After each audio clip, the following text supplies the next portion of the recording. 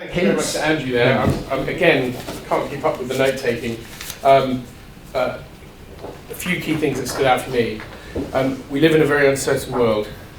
It's been changing dramatically. That's why most of us have parents that don't understand the realities we live in today. So we've got no anchor. And therefore the systems that we aim towards could possibly, what if they were the cause of our distress rather than the solution? What a great, great session. I can see why you're a TEDx speaker, Andrew, because you held the room brilliantly. One thing I want to say as well, Gary Vaynerchuk, you're on the same page as Gary Vaynerchuk, for anybody who doesn't know who Gary V is. Dear. No, it's a good thing. He's on the same page as Andrew. Well, Gary Vaynerchuk's on the same page as Andrew, because Gary V recently said, the definition of success is waking up in the morning happy. It's nothing to do with money. You can be poor and wake up happy, and you can be rich and wake up miserable. And I'm sure, Andrew, you've met many wealthy people who are extremely miserable. We all know, we've all got friends who are, a friend of mine says, I'm blessed with wealthy friends. You know, if you're blessed with wealthy friends, doesn't mean they're happy friends. So amazing. Thank you so much, Andrew. That was just incredible. And I forgot to say earlier, it says on my notes, you're the man who believes goals are bad, and now I understand why. Because goals don't necessarily get you to the right place if they're the wrong goals. Next up, from one treat to another, they say that culture eats strategy for breakfast. Well, we're going to meet the man who eats culture for breakfast. He's very well known because of his incredible glasses, which form the core of his brand. But Ben Drury, founder of this event and a driving force helping Jill get it over the line, is going to talk to us all about culture and everything else that we need to know. So Ben, take it away.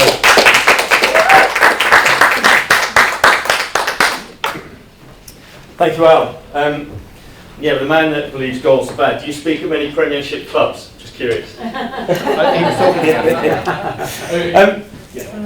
So, listening to everybody this morning and everything that's been said, I'm super excited because it all seems to be coming together. A lot of what's been said I'm going to reiterate in different ways and drive home. So it's really exciting to know that the universe is pulling us together with the same stories and the same admonitions and the same things. Change is afoot, which is really exciting. But how many of you, on your way over here this morning, picked up one of these? Not necessarily from this particular vendor. Other vendors are available. Fantastic. Most people did, but I'm pretty sure yours cost more than 1 penny.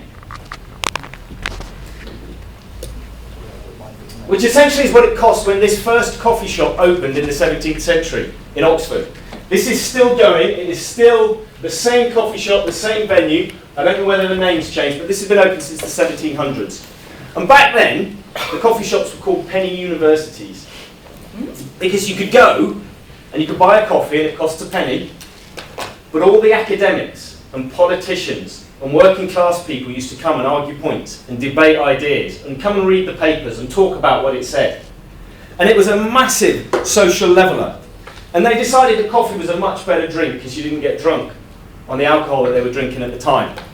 And one person said it looks just like soot and tastes not much different. So I'm hoping the coffee you bought this morning was slightly improved on the 17th century version. But these coffee shops were brilliant because at the time hierarchy was really important and status and class in our country was really important. But these places were a great social leveller. Workmen could come in and read the paper, rub shoulders with politicians and rich people and academics and argue the point, and they became a real kind of driving force for social change in our country. And pretty much the way our society runs now was originally discussed and set up in these coffee shops as they grew up over the last 400 years. And it's absolutely phenomenal to hear some of the stories. One in particular was opened in the City of London by a guy called Edward Lloyd. And it used to be a favourite haunt of mariners, and particularly probably some pretty good pirates. And they used to come and talk about the shipping forecast and the weather, and they used to come and trade bounty, and they used to come and insure their ships. And it grew up to be Lloyd's of London, and it still exists today. And it transformed the industry, because people were able to sail knowing that they were insured. And if something happened, if the pirates turned up and robbed them, somebody in London would pick up the bill. And it absolutely transformed the industry. And these places really became an engine for change during the Enlightenment and discussing new ideas and scientific revolution. Churchill and Emmeline Pankhurst sat in a pub similar to this and discussed the suffragette movement. And they were on two sides, but they argued the point and they debated. And then they had a drink. We don't see a lot of that going on today. Tolkien and C.S. Lewis sat in the pub in St. Giles in Oxford and discussed the merits of literature. C.S. Lewis thought Tolkien's Lord of the Rings was too long and complex. And Tolkien thought Narnia was pretty dull, and he couldn't understand why people liked it. But they debated the merits, and it drove change in literature. And the world as we know it was set up by places like this. Today, it's places like this that people come together and we sit and we debate. And I know Jill's already mentioned, the world is, we look at it and sometimes we think, oh my word. And if anything like Jill and I, you swing between fear and excitement on a generally a daily basis about what's going on. And there's not a lot of kind of listening and learning. The debate has turned divisive. And actually places like this are so key in actually being able to go, yeah, but what if? And how about? And are you sure that's right? And being able to accept those challenges and challenge each other. So it's so exciting to bring everybody together today.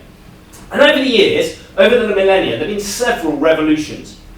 10,000 years ago, the first agricultural revolution shifted us from tribes into kind of communities and towns and allowed us to build societies. And then 400 years ago, in the coffee shops, we had the kind of Enlightenment, the scientific revolution, where ideas were discussed. And we understood the world in a different way. And health came on in leaps and bounds. And then 200 years ago, we had the Industrial Revolution, where we suddenly became a global world, where you could travel across the world and cover great distances in short space of time. And all these revolutions, 30 years ago, the Internet revolution, where communication has been transformed, the last 2 years wouldn't have been possible without that going before us. But every single one of these revolutions has set up what's come after and had huge implications and driven the world forward. And right now, we are in the throes of the social revolution, where people are starting to get their voice.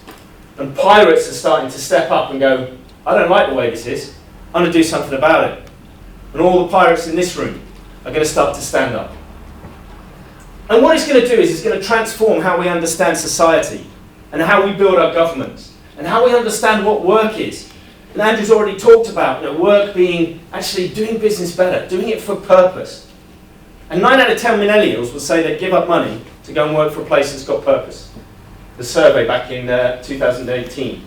9 out of 10 millennials coming into the workforce. And Gen Z and Gen Alpha will be in the workforce in the next 6 years. Those are the people that were born after 2009. How old does that make you feel? Sure. They're going to be coming into the workforce in the next 6 years. That's nuts. But they're even more committed to doing things that matter, to doing meaningful work as part of a meaningful life. As Jill says, the world is a bit of a harsh place. There's a war in Europe, which we hoped we would never see again. We're coming off the back of a global pandemic, which is going to cost the economy, the global economy, over £21 trillion with a T. Inflation is bonkers. I filled my car, last year, I filled my car up once a month with 50 quid. This year, I fill my car up once a day with 50 quid. Ooh. It's bonkers. It's just absolutely ridiculous inflation. The price of food's gone up. The price of our fuel's gone up. And it can be such a scary place. But as I said, some days I'm kind of really fearful. How am I going to afford my bills? Is the bank going to come and take my house? And other days I'm like, this is so exciting. What could happen? When you look back at 1979, where inflation was 29%. Yes, it was tough. We had the general strikes, but you know what happened? Mortgages stayed steady, but salaries went up. And all of a sudden, people had equity in houses. And it created a boom later on. Now, I'm not saying that's the way to go. But every now and again, I get the excitement of, what's possible here? What can we do? And that's what today is all about. And if you look at it, as scary as it is, we've come a long way in the last 100 years. We've come a long way since 1922. In 1922, women couldn't vote. The NHS didn't exist. Now, today, I can walk into any casualty across the country, get seen, get treated, and go home, and I don't have to worry how much it's going to cost. Most of the developed countries have got that system. Just a little dig there, don't mind. Commercial flight didn't exist back then. Yeah, we'd learned how to fly, I'll get to that later, but commercial flight didn't exist. And in the last 100 years, we've had commercial flight can get us from here to the other side of the world in 24 hours. 12,000 miles. Phenomenal. We've got human rights. Much improved. We've got much improved workers' rights. Back then, we didn't have vaccines for polio or typhoid or anything like that. Last year, 5 vaccines were produced and licensed for use in a year. The world has moved on phenomenally, which makes me wonder, what's it going to be like in 21, 22? What world are we going to build in 21, 22? What should we be trying to build? What world do you want to build in 21, 22? You are here because it's part of your history, but also you're here because it's part of your DNA. You're here because you believe in looking at that and going, okay, let's try something. I'm not afraid to look forward 100 years and go, what can we do? And the people, I'm pretty sure everybody's here because you've got the same idea. You're going, what can we change? What can we do better?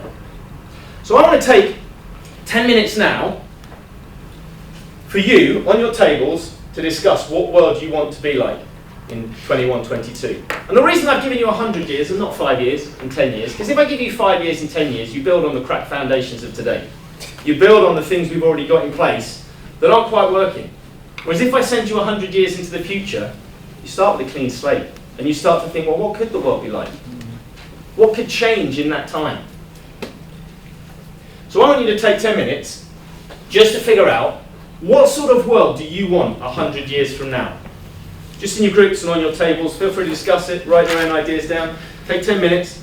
On Zoom, if you want to turn your mics on, turn your cameras on and have a chat in the room, that's fine.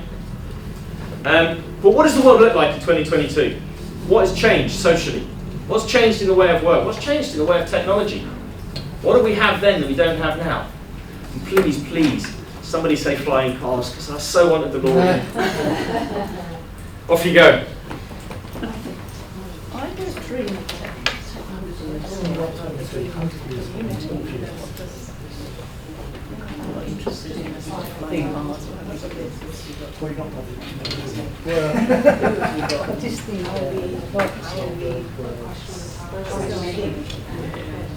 what's important and actually people being a bit digress. We've got a room where we teach about innovation and everything, and Roy's all on testicles and very much shells all on Still wearing jeans. Starting to realise. I'm going to go back to the sports. Shameful phrase. Spaceship there. Double-breasted pizza.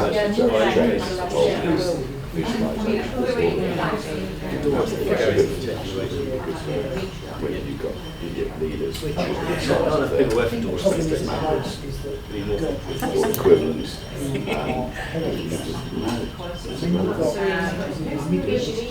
yeah, for me, unfortunately, then some idiot wants to take the power of the whole place.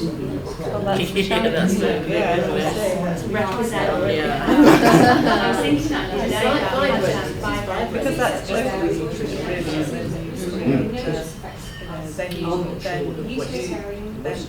then it's the difference between government and governance again. I think that's so interesting, great phrase. The difference between government is, you end up with somebody who wants to control free speech, everything, own everything, which is already happening. We're already owned by about a couple of companies. There's no alleged. Exactly out of course. I don't know in 100 years' time, but it would be wonderful to come back to much more of a sense of global and local. Global and local. I don't know. I think I would agree with that, and I think my We're seeing that the last 2 years has sprung up. We don't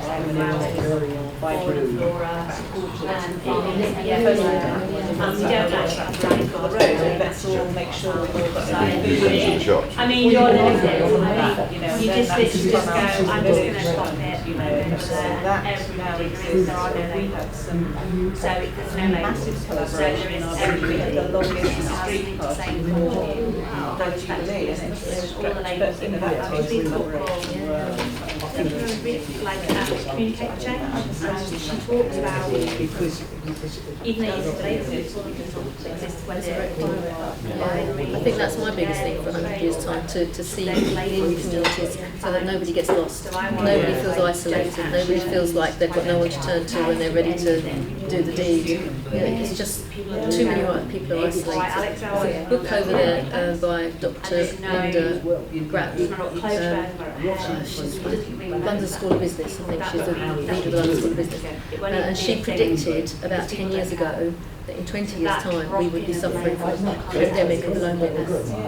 And she'd looked at 20 years previous, current time, and then 20 years hence, which was 10 years' time. And it just, you can see it so clearly happening. We're losing community. And I've said to people in meetings like this, so what's your neighbour's name? It's like, what do you mean? Do you know what's your neighbour's name? Oh, well, we've not been there that long. We haven't had a chance to chat. 3 years. Number 25. No, well, this guy said 9 months, but I'm like, my God, you know, it's 9 months, you've been there.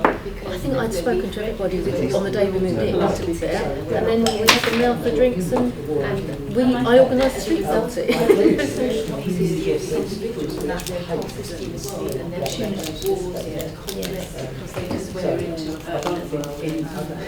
There's a very interesting Sam Langdon who's looking at this, and he was looking at his own class of students and saying they no longer know how to connect. They know how to connect on Tinder or Twitter, they know how to do that, but they don't know how to win energy shifts and it's about community Yes, easy coming to go, and I think that has to, commitment is what we haven't got in the world at the moment. And going back to the Friends on Media thing, there's Simon Sinek's got a podcast, and one of his episodes was about a girl who overheard her friends talking about not coming to her party that she'd arranged, and then somebody else in the park said, oh my God, I've just seen on social media this girl's being so horrible to this other girl. She's like, yeah, that's me. And she didn't realise how her friends were talking about her on social media, and other people that were strangers to her were finding out about it. So exactly, so she put it out that I'm having a get together for all the lonely people in the world. I'll be at this park on this day or this place at 9 o'clock. It's now a global movement. She gets people around the world going to parks. She said, I can't keep up with it. There's people now that are supporting her doing it. And on the same day every month, like 10 o'clock, 80-year-olds turn up because husband and wife, but they're a bit lonely, they haven't got enough people to talk to. Young children, I've been bullied at school and I want someone to talk. And What's it called? Does it have a name? I can't remember, I'll find the episode of Simon Sinek. There's a place in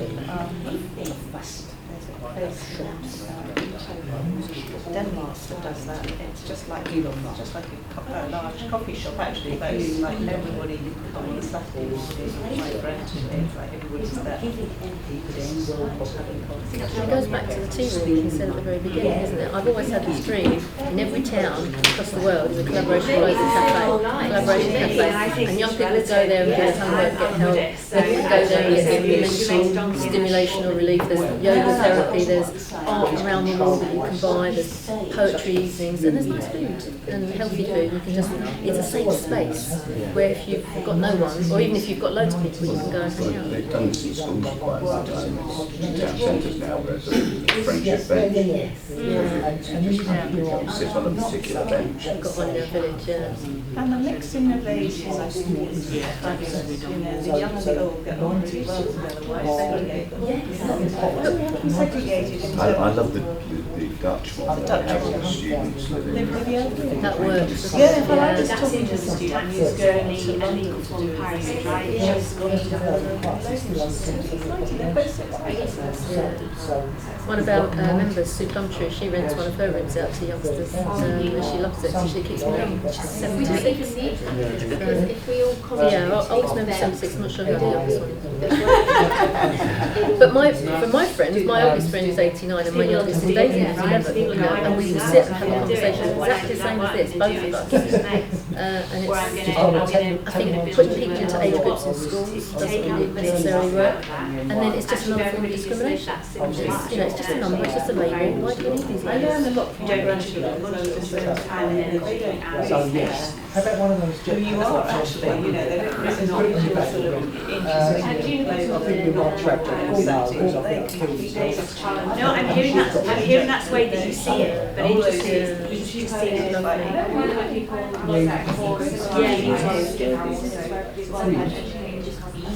So 100 years time, all of them want to Also, I think with technology, it has a place. I'm just thinking countries where there's not enough food, pressing obviously food that's excellent today could just be in Africa, which travel that way and I think that already exists in the US Army, but we're not told that you can use it other places. But we're not giving it because we're kept to we need to just break out that.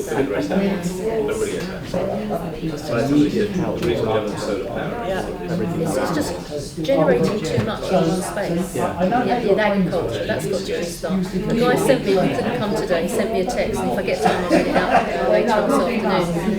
And about it's called the regeneratives, and how farming has to, it will take 7 years to regenerate it from the ground polluting space it is at the moment into organic. 7 years is a long time. Yeah, exactly. Yeah. So that's why we have to take the action. But again, 100 years, I think we're all going to be thinking more also, we don't want to be going to another planet, which is what they're spending so much money on. Yeah, I think it really amazing. Exactly, yeah, you just do to go, let's abandon ship. Yeah, there's 5 million to look at Mars. It's like, when you see this, let's just do something. I think a lot of that is to actually escape the other stuff, rather than finding another planet I to. think we started. I'm going to ask somebody to summarise, carry on, but I'm going to ask somebody to summarise when we get to the end, right? Yeah, but you are quite. You see it. You What are see your it from thoughts, that Lee? perspective, absolutely. So I think one of the points kind of is you mentioned about having the app, but I think a lot of countries, like we say, that we look at as third world, do actually have resource, but it's who's controlling that resource. So I think as much as we're also looking at let's donate, let's give, but actually it's there, it's just because people are like, there's bureaucracy around it, and the inequality, and the creating the image that they haven't got. That's what needs to change, I think. They're not all, they've got, there's real, there's resource, but it's being controlled. Yes, And I think that is, yeah, for me, number one. Yeah, the idea that there was this global set of values would be wonderful. You know, the fraud that goes on. That's what it is, isn't it? It'd be wonderful, and it would be wonderful if people we might were find, encouraging the freedom to stand up and stand up to. and instead of battling, just go, okay. 2 more minutes to finish your If you're discussion. on two sides of a different coin, then you're not going to flip it until I think we've been sheep for too long. We're used to doing as we're told. No, I think We're in an authoritarian society. It's kind of like, our parents taught us to follow the rules and to do the right thing. It is, it's not it, because I don't know about you, James, I've never parked in a disabled car parking space, I've never dreamed of doing it. It's those kind of things that, I'm not saying that you should go and park there, but it's like, there's some of us that have always done the right thing. And I think sometimes we need to kind of step out of our comfort zone and just push the boundaries a little bit of why. Why do we do that? Why is that so? Why can't we park there? Why? Who's made that rule? But I think also when the leader's not sensible, because I think that's the thing, isn't it? You can follow rules, but when you're following like someone that literally doesn't know what they're doing. You've got to follow someone got to follow someone that inspires you.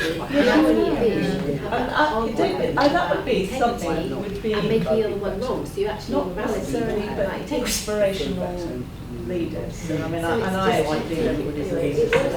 I actually don't think we need iconic leaders anymore. We keep looking for someone to save us from those.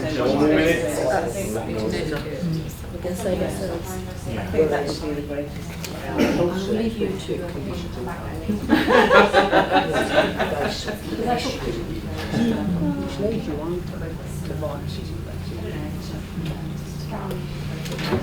We're nominating you, Jack.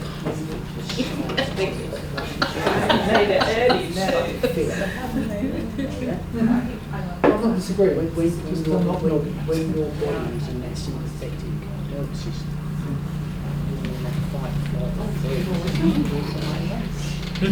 Okay, well done. I'm going to ask somebody from each table just to come up and kind of summarise some of the thoughts you've had. I'm going to ask you to come up so that the people on Zoom can see you as well. That's all right. So somebody from this table want to come up and share?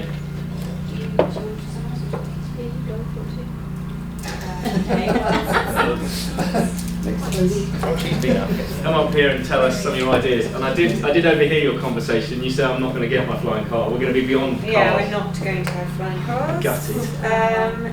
Well, there was a suggestion that we could just kind of transport ourselves, and that would be the better option. I think, but generally our consensus was we are wary of technology and the increase in technology and worshipping it above all else. And whilst lots of dudes like to imagine Back to the Future will happen, I think, or Blade Runner or whatever, we need better, more regulate. If we're going to have technology, it needs to be regulated and consciously used, and the impact understood ahead of time instead of just it being born into the world out of a profit-making incentive. So I think we were more focused on the need for community, resilience, and relationships being prioritised. We talked a lot about it being more about shift in consciousness and reaching high levels of consciousness. And I suggest we should. Michael Lewis, everyone was psilocybin together, or have a different relationship with plants. I don't know, but something to do, where we have more education around meditation and things like that. But that's clearly where we want to go with it, to get there. And I think Lizzie said, being able to own yourself fully and no labels, so we just see each other as individuals. We talked about visually that everything being greener, like the end of concrete blocks, and recognising that humans are enhanced by colour, and that's what biophilia is from. We know this. We know the research is it affects us. We've sort of got stop building things in a utilitarian way, and make things about how it makes us feel. Is there anything else that's come up in that? Identity, there's no such thing as identity. We just have a name. We're not identified as anyone.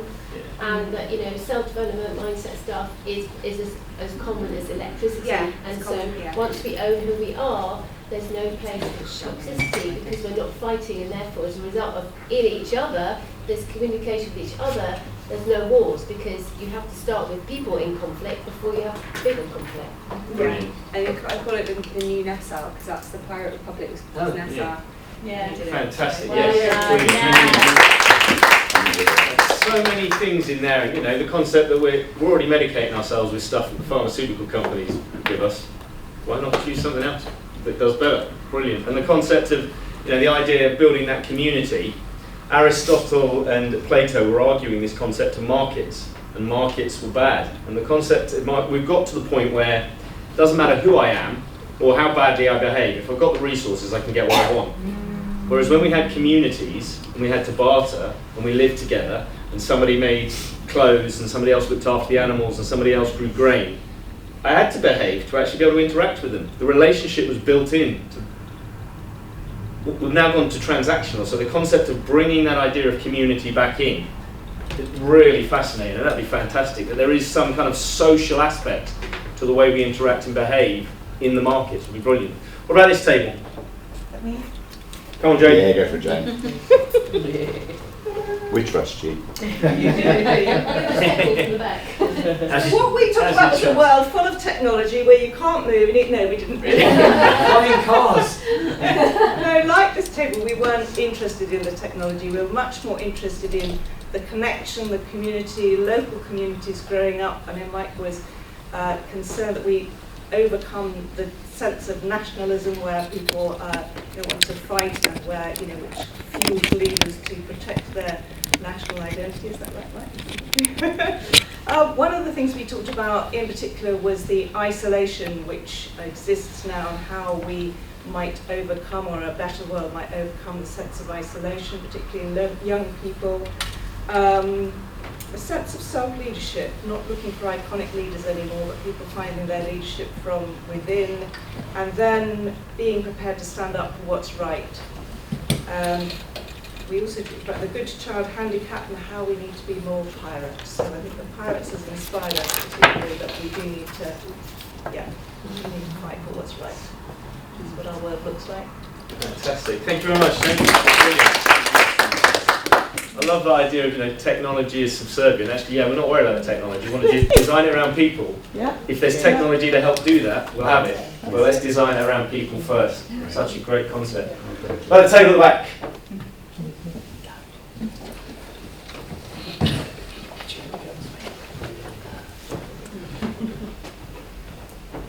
Come on, Alan. Okay, what have you got? We didn't come up with flying cars. But we've come up with something better. All right, I'm listening. Flying horse. At the end. Right, so we want a world that's full of collaboration, comfort, hope, joy and love. That's the world we'd like to see. Fantastic. We want an all-inclusive world, so that everyone's listened to, everyone has a say, male, female, old, young, don't matter. We want an all-inclusive world. And we want to rethink the way we achieve that to be more pirate. Absolutely. Now, when you love someone and they pass, isn't it horrible? You have to live your life without them. What if, during your life, we gathered DNA, we gathered thoughts and loves of that person, and when they pass, they're brought back as a hologram? It's 100 years from now. Come on, James. It could happen. It could happen. So that when your loved one passes, if you want to, you can bring them back as a hologram, and they still live with you. Fantastic. Love it. How's that? That's brilliant. Well done. Thank you. Technology solving loneliness and grief. Love it. Good. Fantastic. If you want. Yeah. It's fascinating to have those conversations, because these are the worlds we want to live in, and everybody's talking about, well, actually, how do we strip away our differences? How do we actually make it okay to be whoever you are, and judgment disappears, inclusivity happens. And it's so good. In the conversation we were having last night about Glennon Doyle and the work that she's done on identity and what identity means, and whether you actually step out of identity.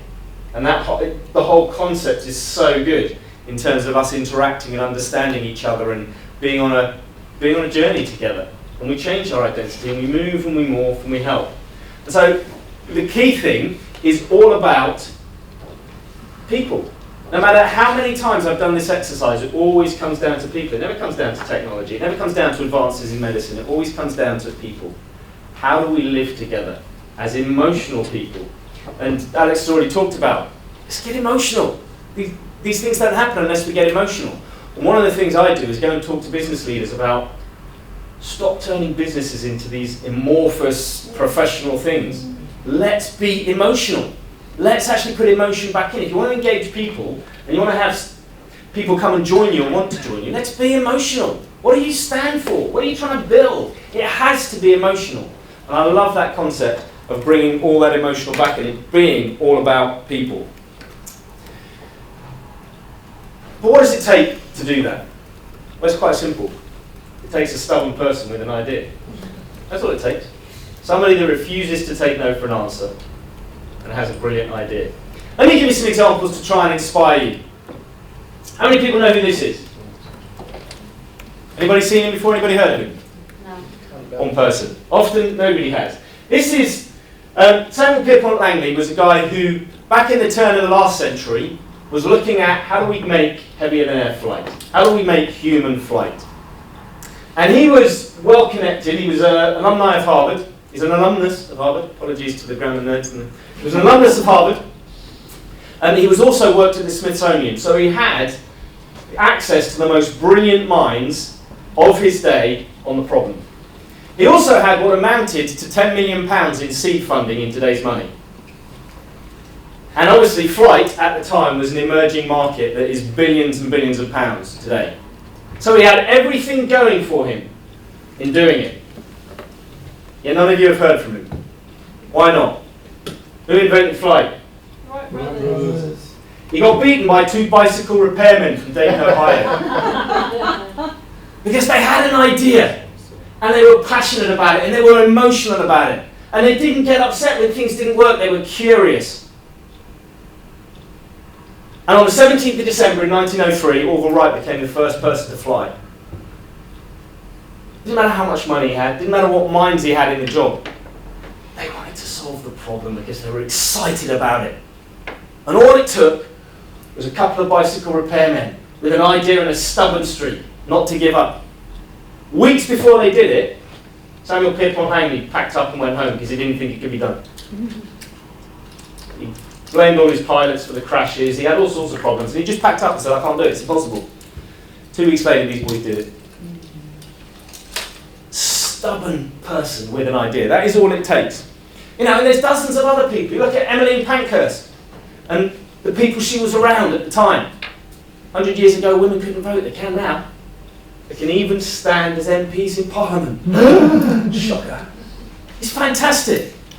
Or Nye Bevan, who started the NHS.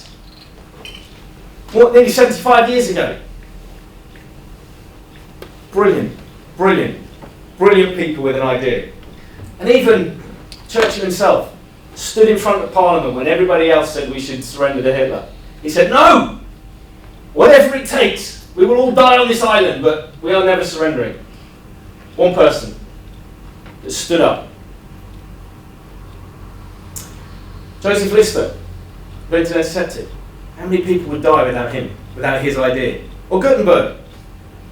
Got so fed up with doing flyers by hand, he invented a system. Joseph Gutenberg.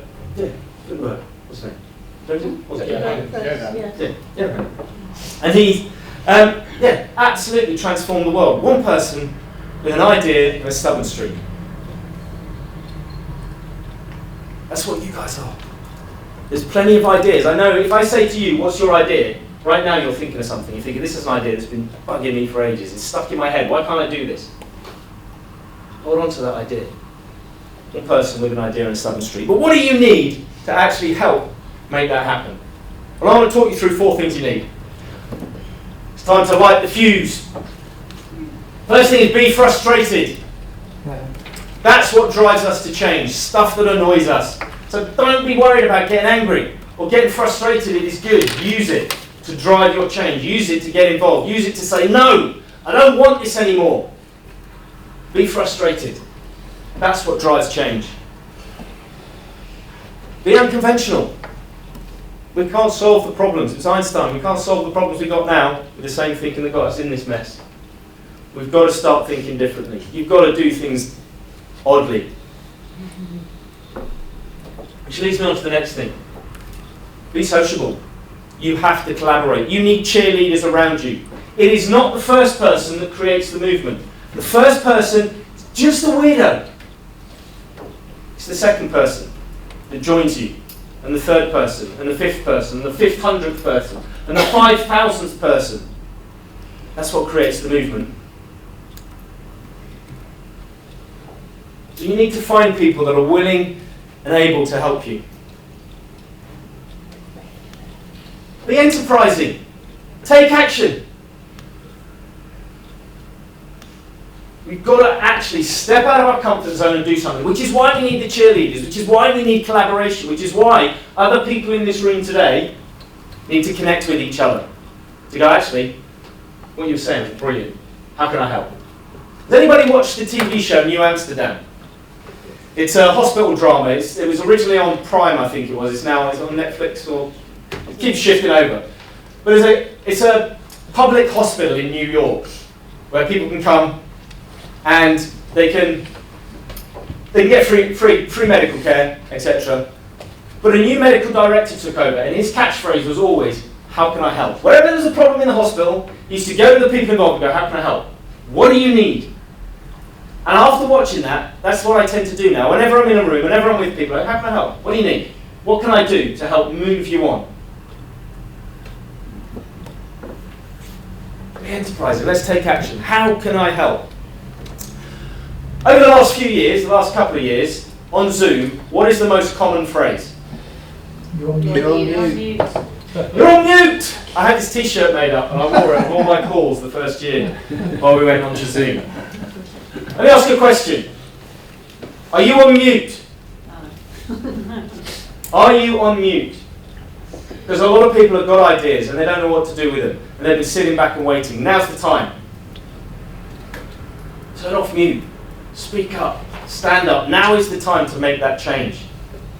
Now is the time to do business better for a purpose. Now's the time to be more pirate. Now's the time to think about the words we're using, as Shireen said, and actually start talking to people in ways that actually build people up and edify and bring change. What we need to do out of today is go and find passionate people to journey with. Share your idea and give them something exciting. And that's how we're going to change the world. Thank you very much.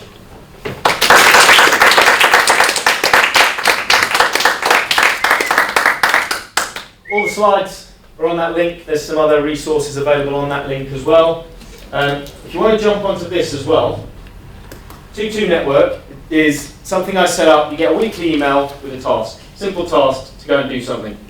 One small thing that you can do in your area will change a life for somebody. Sometimes it's go and buy lunch for somebody. Sometimes it's go and shop local. Sometimes it is go and clear up litter. Sometimes it's just a puzzle to help your brain go. So every week you get an email.